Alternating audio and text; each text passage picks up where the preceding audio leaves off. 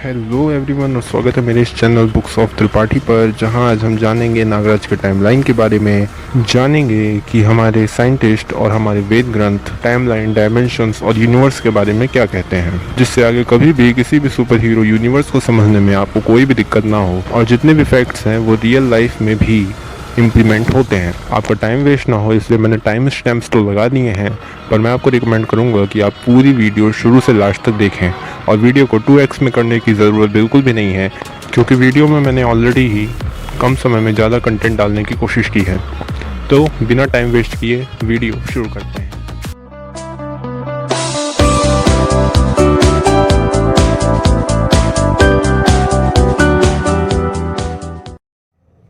सबसे पहले I am explaining dimensions. तो यह बताने की तो ज़रूरत नहीं कि डायमेंशंस होते क्या हैं। जैसा कि साइंस की बुक में हमने बचपन से पढ़ा है कि कोई भी चीज़ 3 आयामों में मूव करती है। ऐसा हम इसलिए कहते हैं क्योंकि 3D से ज़्यादा हम आज तक डिस्कवर नहीं कर पाए हैं, और साइंटिस्ट का मानना है कि टाइम 4D से 10D के बीच में एग्जिस्ट करता है और 10D हमारे आसपास मौजूद है।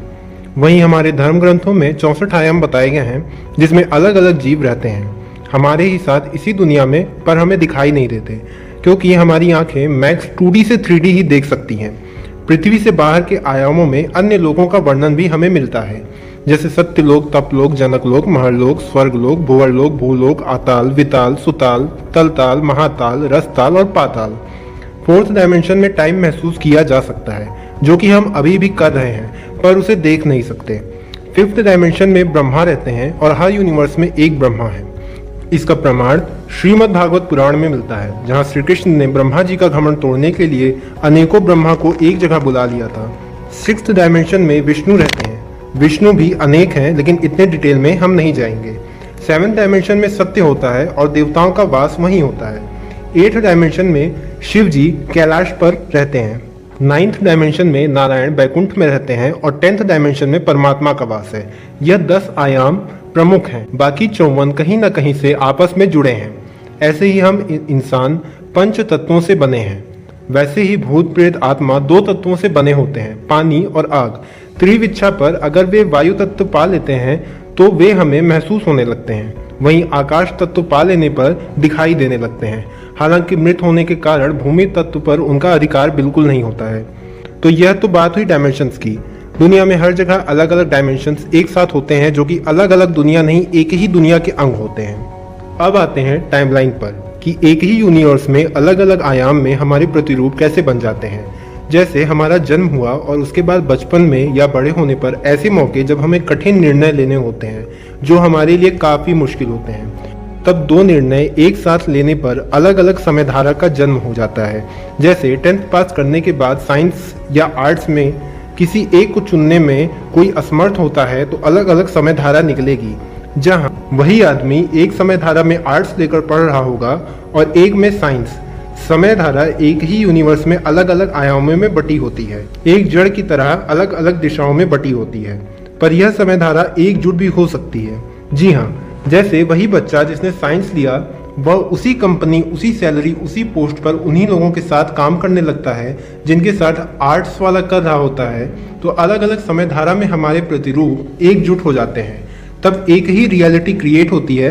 ऐसा लाइफ टाइम होता रहता है, अलग अलग ब्रांचेस निकलती रहती हैं और आपस में जुड़ती रहती हैं।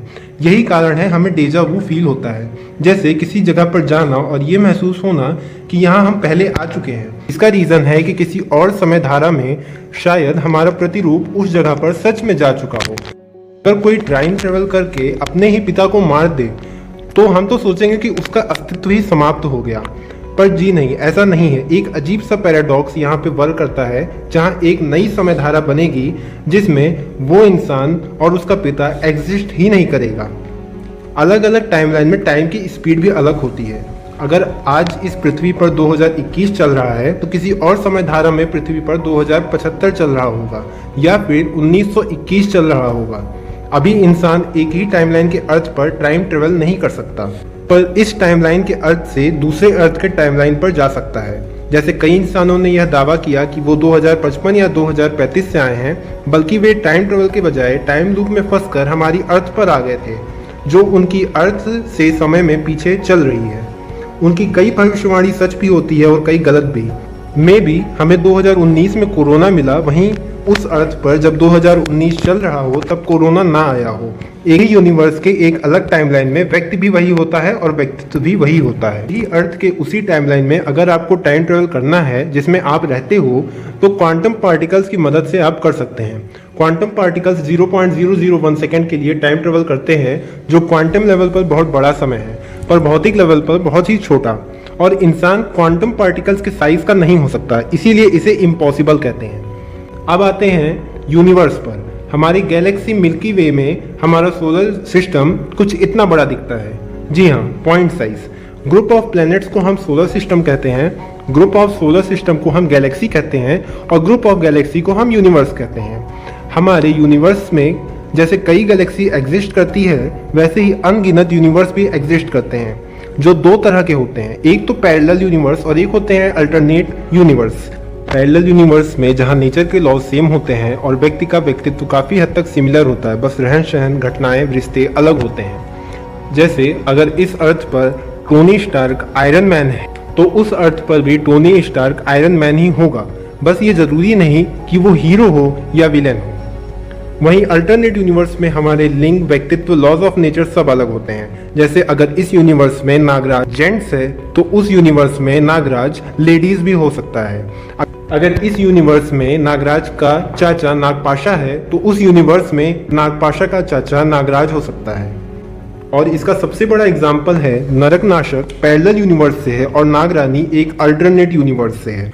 मल्टीपल यूनिवर्स के प्रमाण मिलते हैं रामायण में। जब प्रभु राम को लेने यमराज आते हैं, तो हनुमान जी को वहां से हटाने के लिए राम अपनी अंगूठी नागलोक में गिरा देते हैं।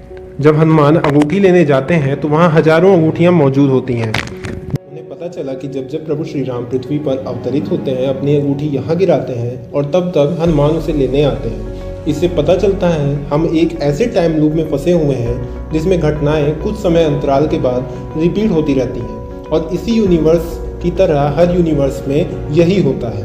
कई ब्रह्मा होने का अर्थ है कई यूनिवर्स एग्जिस्ट करना।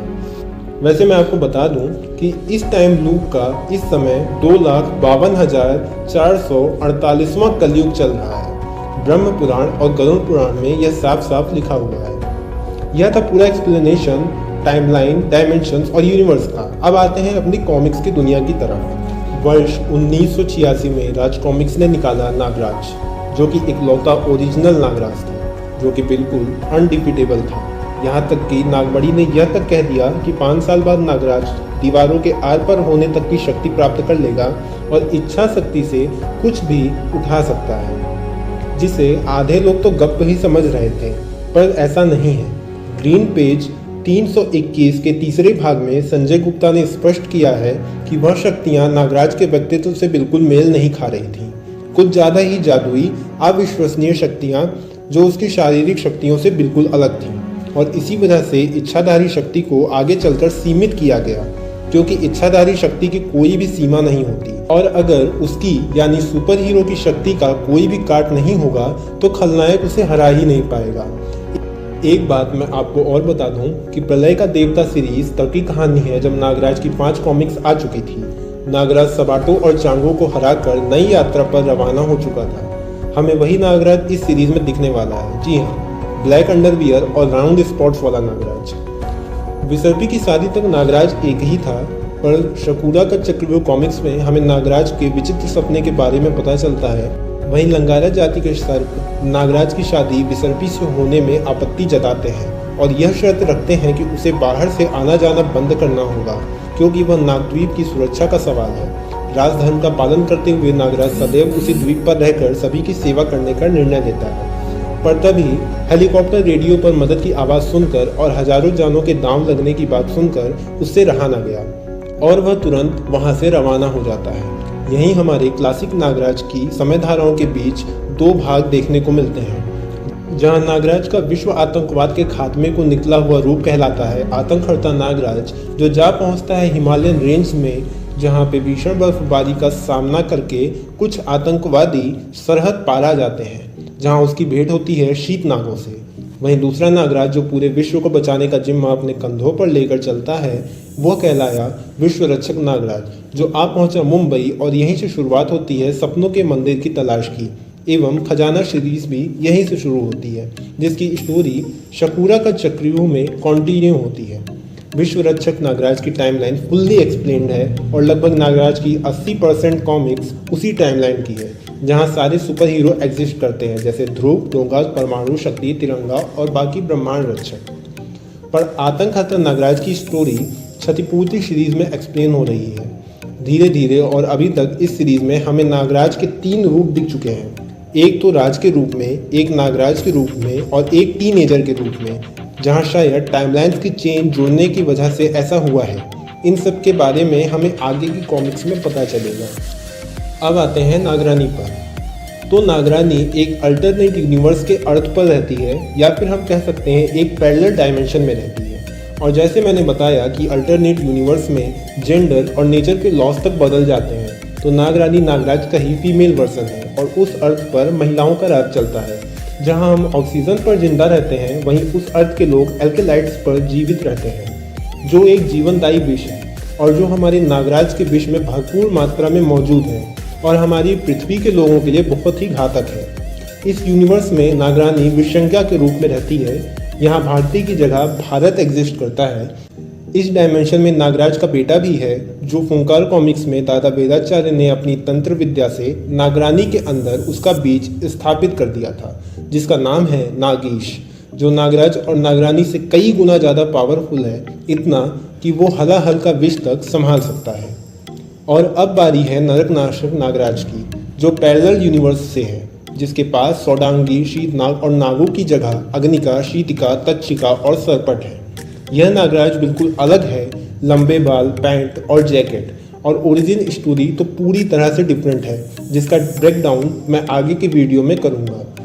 और फिर आता है नागायण वाला नागराज, जो इसी यूनिवर्स के एक अल्टरनेट टाइमलाइन का है, जहाँ के अर्थ पर 2025 चल रहा है, और ये 2025 2007 में ही चल रहा था। और इस नागराज और बाकी कैरेक्टर्स की ओरिजिन बिल्कुल विश्व रक्षक की तरह सेम है, बस टाइमलाइन अलग है। जैसा कि मैंने आपको एक्सप्लेन कर दिया कि हम एक साथ 2 अलग अलग टाइमलाइन में कैसे एग्जिस्ट कर सकते हैं। अब कुछ फैक्ट्स जानते हैं। हमारे विश्व रक्षक की तो सारी चीज़ें एक्सप्लेन्ड हैं और सभी हीरोज़ इस आरसी की ओरिजिनल यूनिवर्स में एग्जिस्ट भी करते हैं, पर बाकी नागराज के साथ कौन कौन से हीरोज़ दिखे हैं उसके बारे में बात कर लेते हैं। आतंक हर्ता नागराज के साथ हमें दिखाया है मुंबई का डोगा, जो 2611 नाम की कॉमिक्स में दिखा था। सौडांगी, शीतनाग, नागू, ये सभी आतंक हर्ता नागराज के साथ एग्जिस्ट करते हैं। और सुपर कमांडो ध्रुव, जी हाँ, ध्रुव भी आतंक हर्ता नागराज के यूनिवर्स में इंट्रोड्यूस हो चुका है। ईगो और एक्स कॉमिक्स में सुपर कमांडो ध्रुव आतंक हर्ता नागराज के यूनिवर्स से ही था। तिरंगा, जो कि आई स्पाई कॉमिक्स में आतंक हर्ता नागराज के साथ दिखा था, और विसर्पी को हम मौत का बाजीगर कॉमिक्स में देख चुके हैं। अब आते हैं नागायण वाले नागराज के पास, जहाँ पे नागराज, ध्रुव, भारती, विसर्पी और नागराज और ध्रुव से रिलेटेड सारे के सारे कैरेक्टर्स इंट्रोड्यूस हो चुके हैं। आगे की सीरीज महानागायण में हमें सारे ब्रह्मांड रक्षक देखने को मिल सकते हैं। नरकनाशक नागराज की तरफ आते हैं, जहाँ दनादन डोगा की एंट्री चेहरा कॉमिक्स में हुई, और डोगा सरजू नाम से इस यूनिवर्स में रह रहा है, जहां एक बीमारी इसे म्यूटेंट बना रही है, और उसने अदरक चाचा और मोनिका और जिम को भी खो दिया है। इसके बारे में हमें आने वाली सीरीज नाग ग्रंथ में पता चलेगा। क्रोध केतु को भी, नरक आहुति और अभिशप्त में क्रोध केतु को भी हमें दिख चुका है। और इस यूनिवर्स में नाग ग्रंथ में हमें आगे चल के ध्रुव, तोशी और एंथोनी भी दिख सकते हैं, जैसा कि हेमंत जी ने अपने फेसबुक के स्टोरी पर शेयर किया था, जिसमें ध्रुव और तोशी और एंथोनी एक नए ही लुक में देखने को मिल रहे थे। और हेमंत जी ही इस समय नाग ग्रंथ सीरीज को ड्रॉ कर रहे हैं, तो ऐसा अंदाजा लगाया जा सकता है। साथ ही संजय जी ने एक नए प्रोजेक्ट की घोषणा की थी, जिसका नाम था डार्क स्टार ध्रुव। तो इस यूनिवर्स में काफ़ी नाम मिलते जुलते हैं, जैसे नरकनाशक नागराज, दनादन डोगा, क्रोध केतु को भी, वैसे ही 3 वर्ड्स वाला एक और नाम है डार्क स्टार ध्रुव। तो क्या पता ये इसी यूनिवर्स का ध्रुव होने वाला है। और सभी स्टोरी जितनी भी ओरिजिन्स हैं वो सारी नाग ग्रंथ में एक्सप्लेन होने वाली है। वहीं हमें हल्ला बोल नाम की कॉमिक्स के ग्रीन पेज में जानने को मिला कि आदमखोर और मृत्युजीवी के अलावा इस यूनिवर्स की एक और कॉमिक्स आने वाली थी, जिसका नाम था फोर्स एनाकोंडा, जो हमें देखने को नहीं मिली। शायद ब्रह्मांड रक्षक की तरह ये उस यूनिवर्स की कोई सुपर हीरो टीम हो। दनादन डोगा की भी और कॉमिक्स आने वाली थी, जैसे पहेली दनादन और गोली दनादन, जो आज तक नहीं आई हैं। तो इनके बारे में क्या होना है, इसके बारे में तो संजय गुप्ता सर ही बता सकते हैं। तो करते हैं वीडियो को यहीं एंड, और ज़रूर बताइएगा कि आपको ये वीडियो कैसा लगा। कमेंट्स में आपके फीडबैक, और अगर कोई भी त्रुटि रह गई हो तो उसे भी ज़रूर बताएं। अगर वीडियो अच्छी लगी हो तो इसे लाइक कर दीजिएगा, चैनल को सब्सक्राइब कर दीजिएगा। अगर वीडियो ना अच्छी लगी हो तो भी सब्सक्राइब कर दीजिएगा, क्या पता आगे आने वाली वीडियोस में कोई वीडियो आपको अच्छी लग जाए और आप लाइक बटन दबा के चले जाएँ। सो डेली संडे को ऐसी वीडियोज़ आती रहेंगी। Thank you for watching, bye.